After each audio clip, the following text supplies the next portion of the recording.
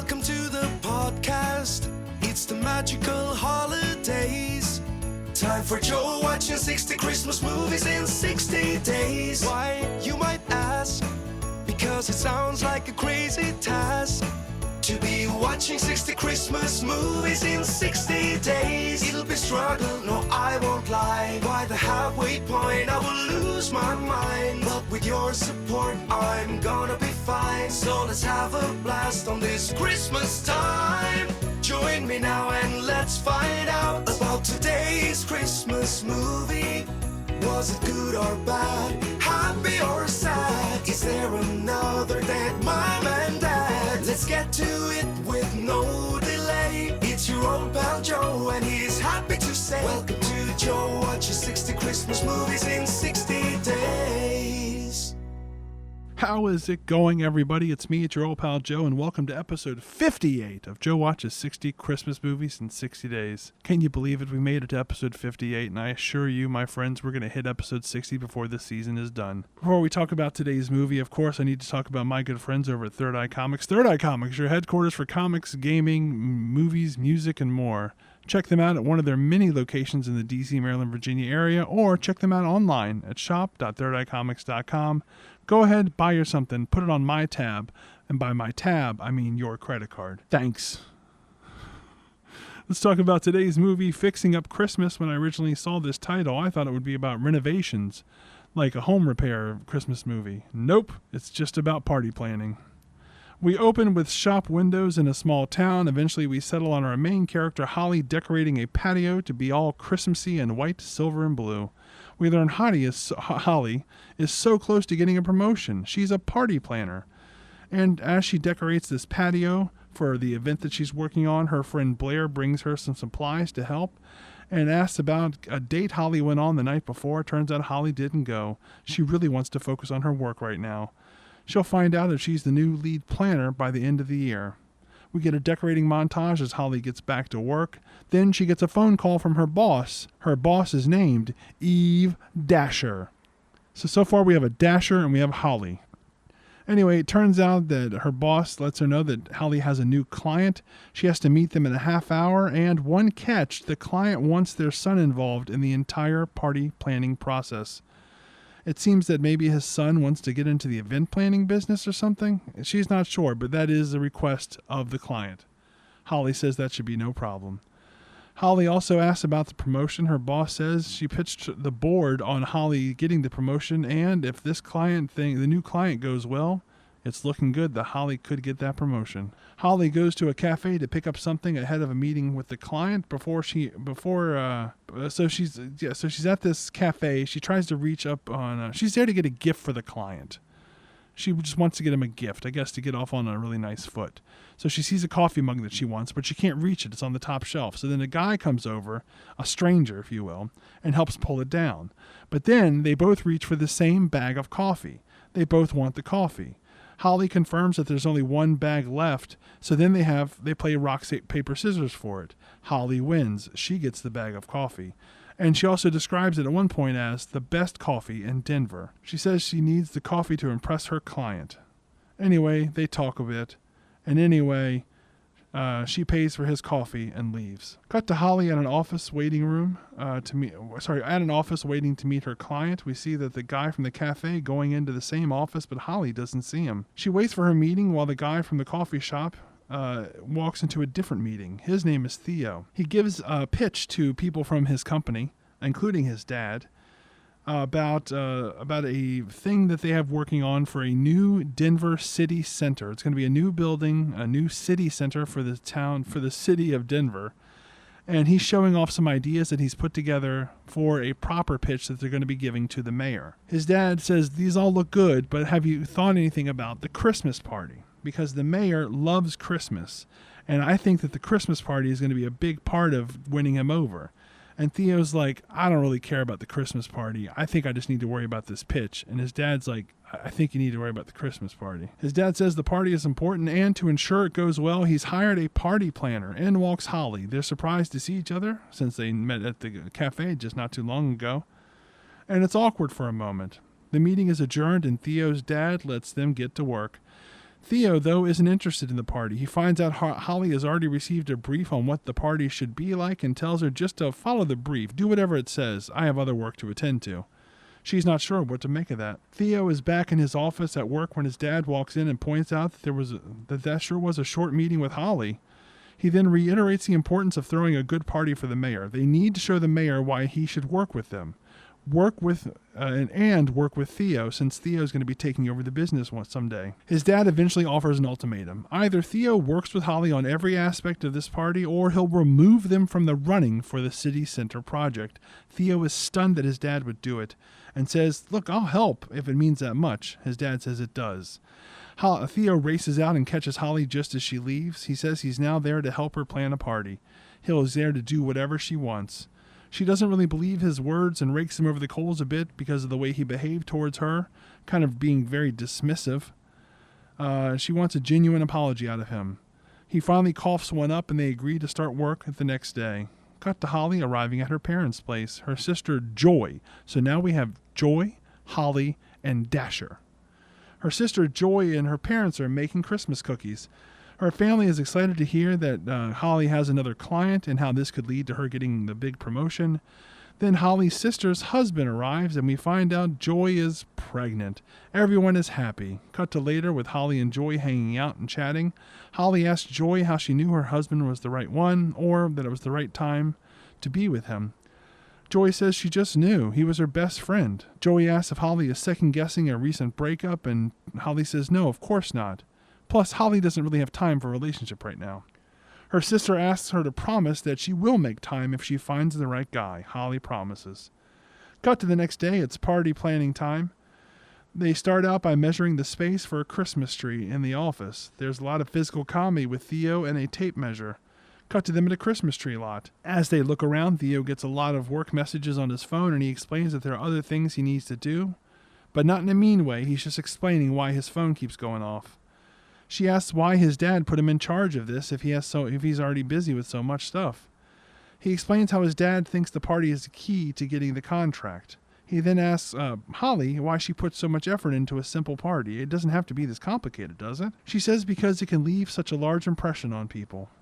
She wants to create a personal connection with people. They chat some more and then get into a snowball fight, but then Theo accidentally hits the mayor with a snowball. At first, the mayor acts very stern, but then breaks out in laughter.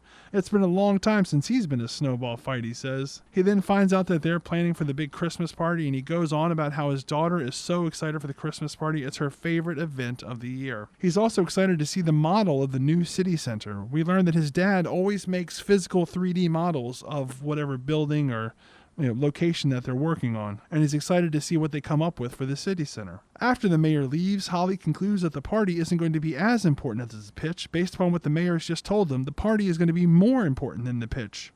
Thankfully, she found them the perfect Christmas tree, and she points to a tree standing right next to them. It's very big. We jump to them on a different place on the tree lot, and some kids are playing broom hockey, which is hockey but with brooms and a ball instead of a puck.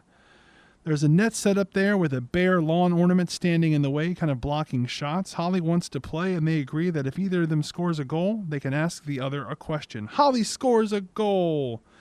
She asks Theo his favorite Christmas memory. He talks about decorating the tree with his family while they drink hot cocoa, followed by his grandfather reading everyone a Christmas story. Then Holly scores again. She wants to know his favorite Christmas dessert. It's his mom's ginger icebox cake. Then they both score, and he finally gets to ask her a question. He asks her if she'd ever leave her firm and go out on her own, because he thinks that she must be ready to do so. She is so prepared for everything, and she knows so much.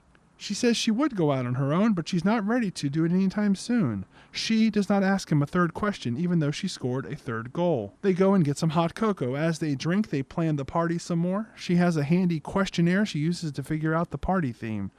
She asks one question. What does Christmas mean to Theo? He says good food. She's dissatisfied with his answer, stops asking him any questions from the questionnaire, and then pulls out some photos with different elements in each. She asks him to pick out 3 photos. When he does, she says, "Oh, okay, you picked out an elegant one that represents snow, and one that represents toys. That means I think we can go with a black tie and with a playful twist." He's in on this theme. She then mentions the physical building models that his dad makes. She thinks they're really cool. She thinks that he might have to make one for the mayor this time. He says he's not a big crafter, so he's not sure how he's going to pull it off. She mentions she loves crafting, so he asks her for her help. She's in. They share a moment. The next day, Theo's dad asks Holly what's on the docket. She says we're going out to buy decorations. Theo is happy to join her. Cut to them out and about. She talks about the type of ornaments she's looking for. Then he asks what she would want out of a new city center. She thinks it could use something that could draw people in, some sort of eye-catching element. Theo thinks about this. As they walk, they wander around a holiday market and talk about Christmas.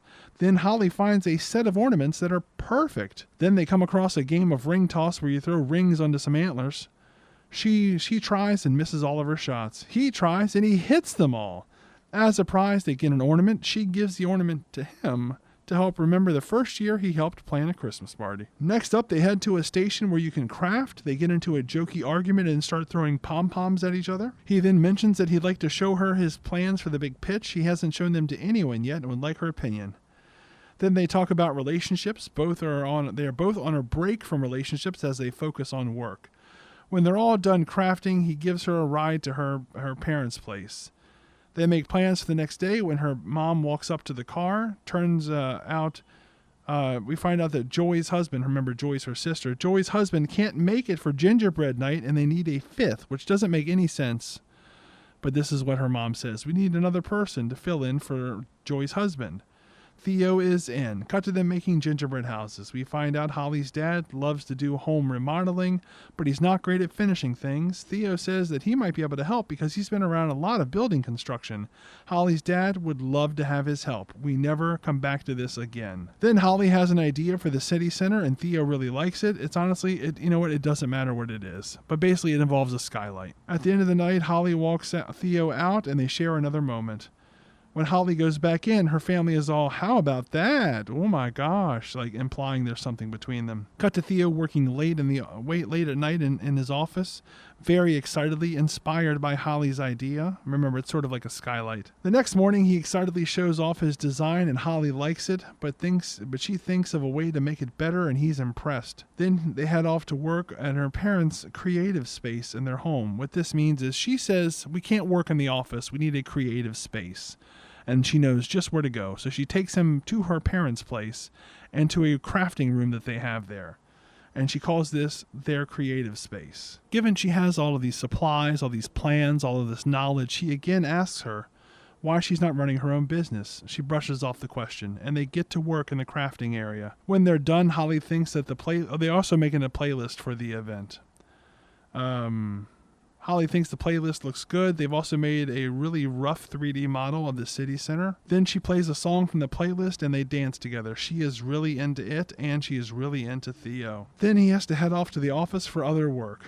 He takes his model with him. Holly is sad to see him go. The next day, Holly arrives at the office and sees Theo has painted the model up all nice and such.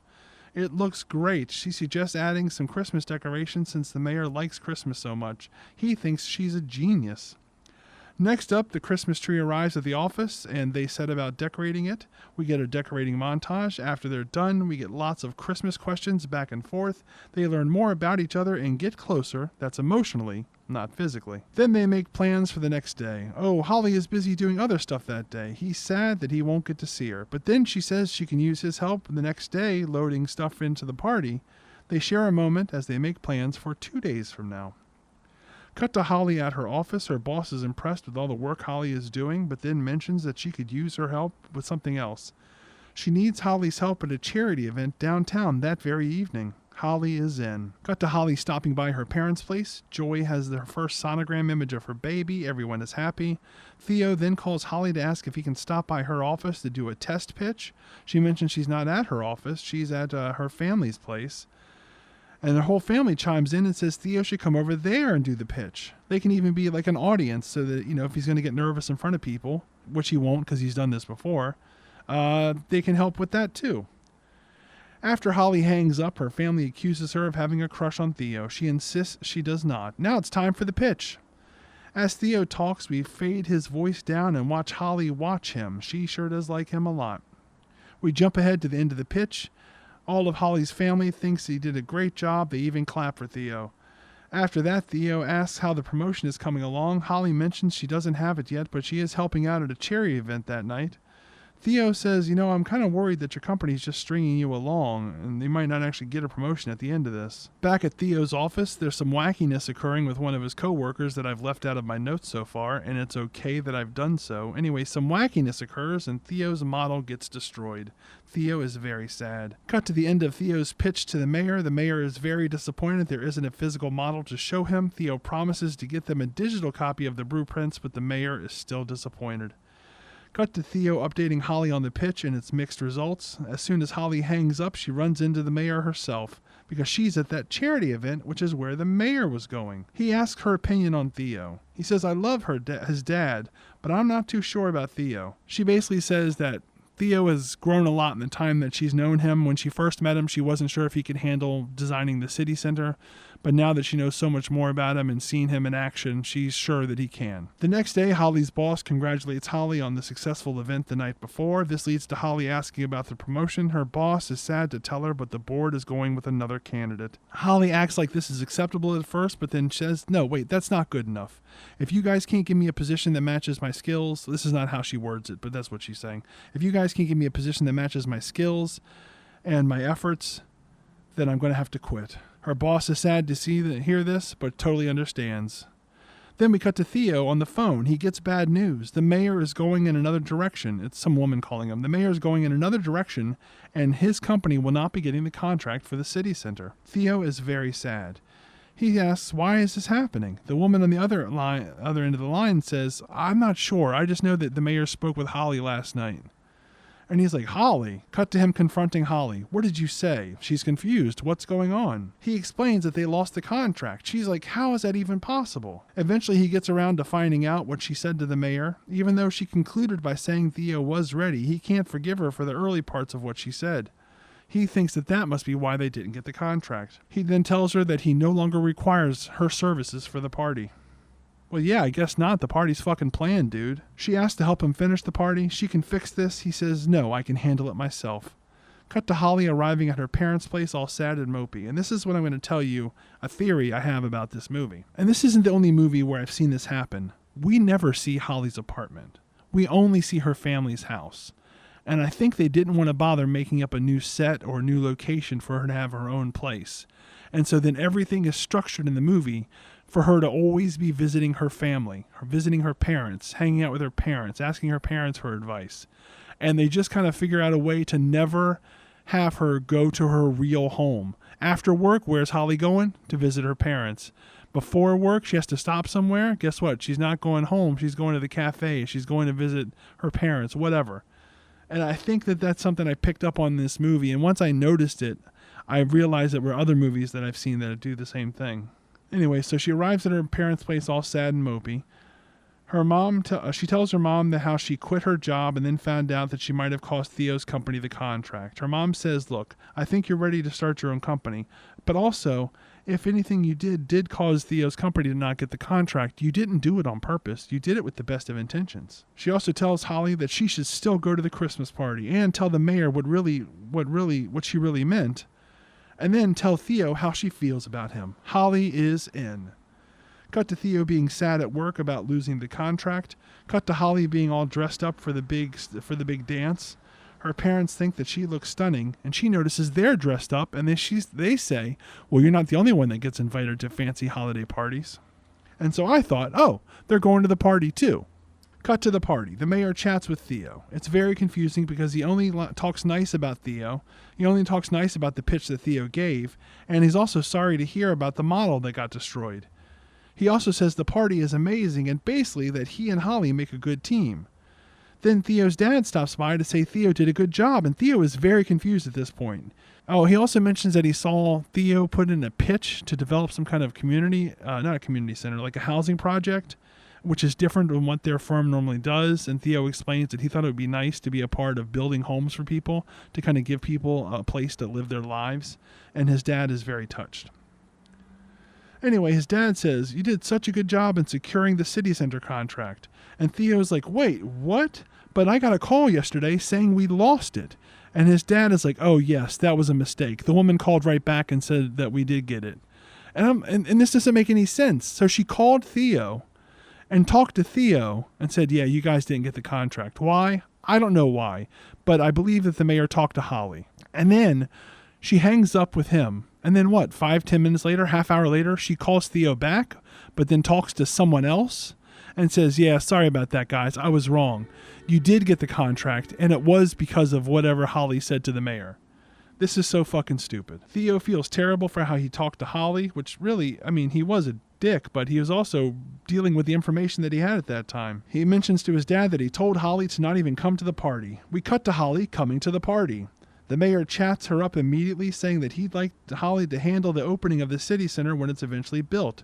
She's so excited. He also mentions that he'd like to work with her for other business opportunities in the future too. Theo walks up to talk to Holly next. He apologizes for what he said and explains the mix-up, how they actually got the contract and didn't not get the contract. She accepts his apology. He says he couldn't have done it all without her. She challenges him and makes him laugh. This is him explaining it, not what she does in this scene. He explains that she challenges him and she makes him laugh and she makes him happier than he ever thought he could be. He knows that she can do whatever she sets her mind to as well. He concludes by saying that he's falling for her, and then they dance together because they got it. He says, I'm falling for you, and then they get interrupted for a moment, and then they dance together, and then her parents arrive. And I'm like, okay, yeah, they are coming to the party too. But she's surprised to see her parents there. And Theo's like, well, I invited them. And then she's like, oh my God, you invited my parents to the party. That's so nice. But then I get mad at this movie because this doesn't make any sense. So let's run through what we do know. She saw her parents all dressed up. Her dad says, you're not the only one that gets invited to fancy Christmas parties. Okay, so she, for whatever reason, doesn't ask them where they're going. And she also doesn't assume that they're going to the same party as her. Fine, whatever. Then we find out that it was Theo that invited them to come there. Okay, fine. But when did he invite them? Because as of the day before, he wanted nothing to do with Holly. Why would he invite her parents? And then when they get there and be like, where's our daughter? And he's like, man, I told that chick not to even bother coming, but I do appreciate that you've attended this party. This doesn't make any sense. That's what this movie does, though. Not make any sense sometimes. Anyway, her parents are there. They tell Holly tells Theo that she's also falling for him in reference to what he said to her earlier. And then they kiss, and it's the end of the movie. And that is Fixing Up Christmas. I forgot the name of it. Fixing Up Christmas. It's fine. Don't watch it. Don't encourage this sort of behavior where they do stuff that doesn't make any sense, okay? Just don't encourage it.